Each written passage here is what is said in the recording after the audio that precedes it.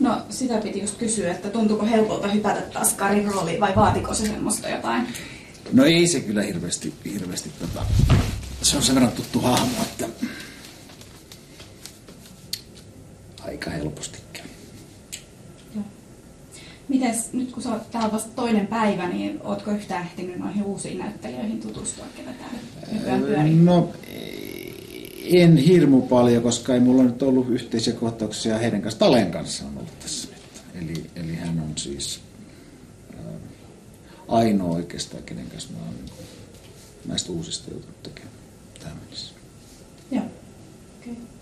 Mutta ajan kanssa varmaan sitten enemmän. Kyllä varmasti. No mitä sä itse luulet, että Kari on tehnyt nyt poissa ollessaan, jos sä...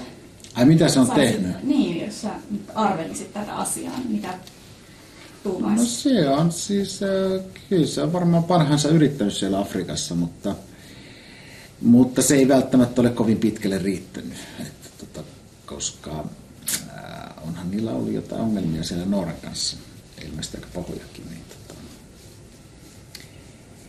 ei ole kauhean hyvin mennyt. Selvä. Joo.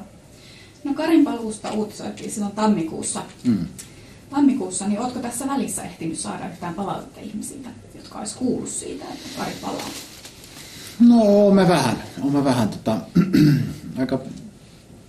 aika positiivista palautetta.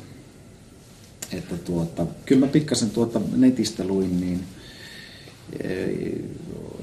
kovasti tuntuivat salkkareiden katsojat tykkäävän siitä, että Kari palaa. Kyllä. Meidän uutinen oli ainakin hyvin luettu. Joo. Monta 10 000. Hyvä.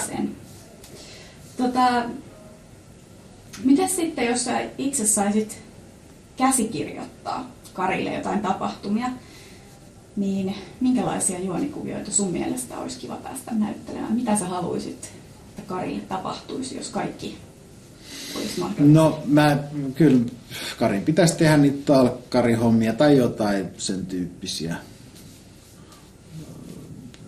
Ne on siis varsinaisia juonikuvia. No musta Karille sopii hyvin just noin duunarihommat ja naisseikkailut. Ja ehkä pientä rötöstä saattaa välillä. Välillä se lipsahtaa kaidalta polta. Joo.